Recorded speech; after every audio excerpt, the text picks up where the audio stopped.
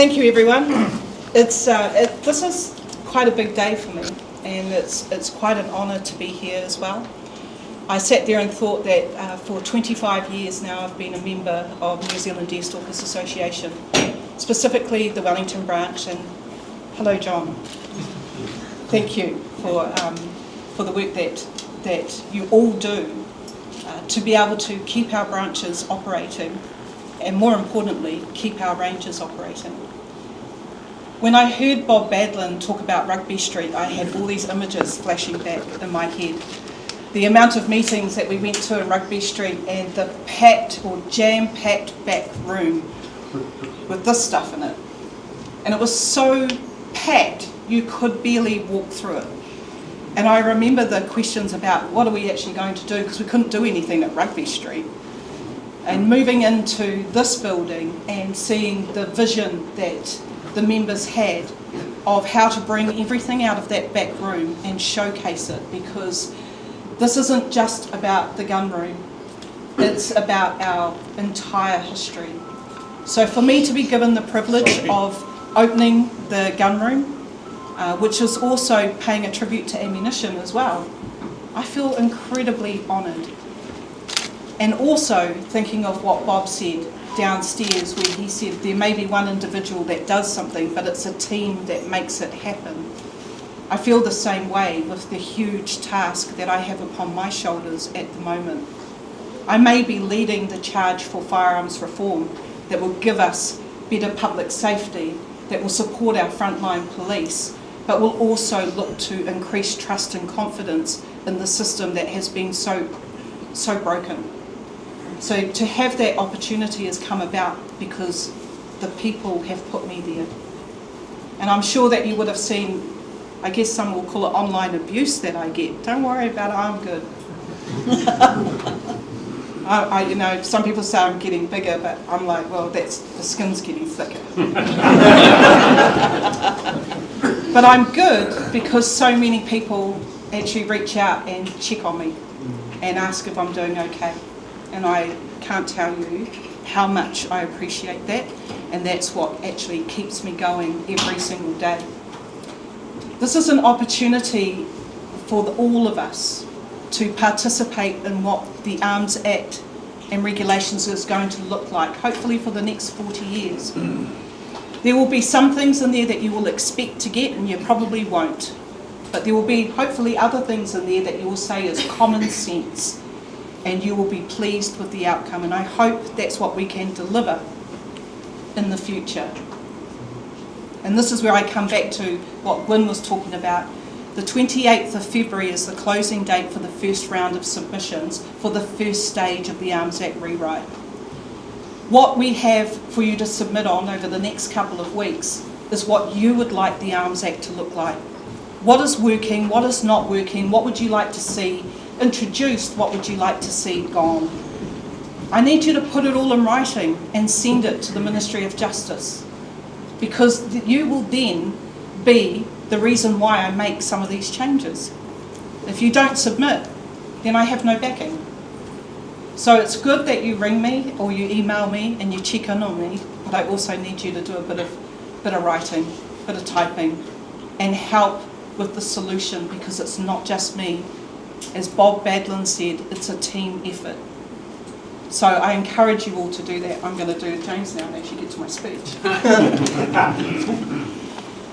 I'd like to acknowledge the New Zealand Deerstalkers Association National Heritage Trust trustees. Those that have gone, those that are retired, and those that are currently taking control of what will continue to be growth of our history. I'd like to acknowledge Gwyn Thurlow, the CEO, and Cullen Sheridan as well as our National President. The life members that are here, the chairpersons that are here, the branch presidents that are here, the donors, the guests, Game Animal Council, DOC, the professional hunting guides, SCI New Zealand, for which I bought a life membership, and COLFO as well. I'd like to acknowledge the new Minister of Hunting and Fishing, James Meagher, and I'm going to talk this guy up because he is something special. And if you haven't been watching the news to see that this is a star, bright star that's coming through, let me introduce you.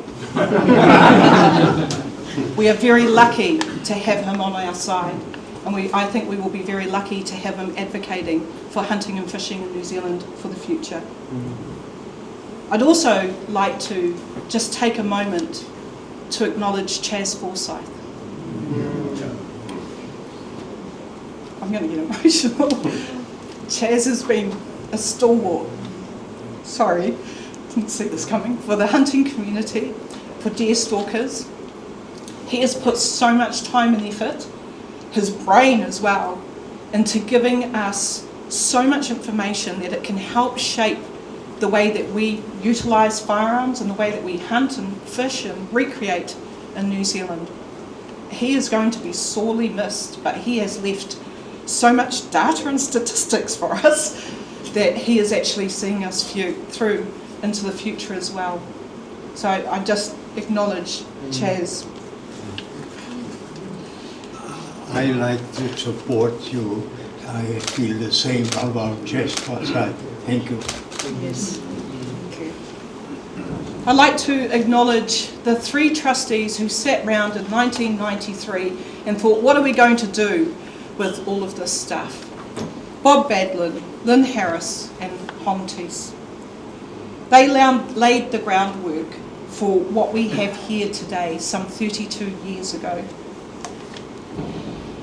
And of course they took that through in 1993. They finally went to conference in 1998 and got the approval to start working on the National Heritage Trust, of course becoming an incorporation in 2000.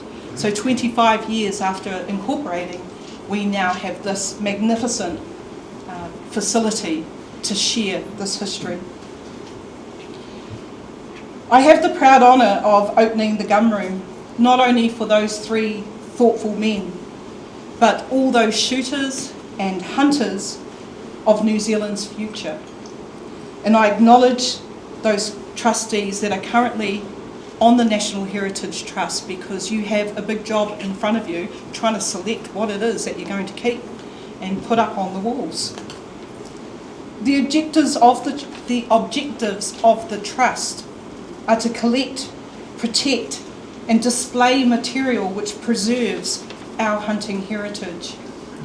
And I note that the NZDA's founding president, Dr. Jeffrey Orbell's hunting rifle is in this collection, and it's a number 5. This is one of my favourite 303s. Dr. Orbell, of course, found the takahi in the Murchison Mountains of Fiordland back in 1948 when everybody else thought that it was extinct. So we do more than just hunt, we also preserve nature. We are conservatives. It's quite neat to, I've had a quite quick look at the gun room to see the changes over the years, and I think it's very special that we are able to keep these. I especially adore the 303 collection, and I think if we look at what's happening now with the modernisation of firearms, at some stage in the future we're likely to see a 3D printed hunting rifle sitting amongst these as well. And that really just goes to speak to the changes that we will see in our lifetimes and that of the future. The weight, the composition, the accessories, they're all changing. And it makes it quite difficult for police, for administrators and for politicians to be able to keep up and make sure that we do write effective laws that go into the future and think about what could possibly be around the corner. I mean, even ammunition has changed from soft points to ELXs and AMAXs and silver tips, you know, so everything is always improving. So collecting this stuff is an incredibly important part of our history, especially as recent experiences of confiscation followed by destruction of historical pieces by a previous government meant that many items have been lost to owners and their families. forever.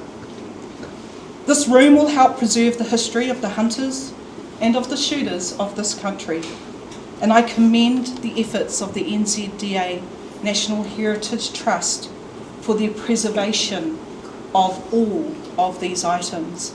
And again, I am honoured to be a part of it. So thank you for asking me to be the one to open your gun room. But please submit when you get home. www.justice.govt.nz/firearms. I've said that a few times. Congratulations to all members, to the NZDA, to the National Heritage Trust. This is momentous, and I'm so glad to be a part of it. Thank you.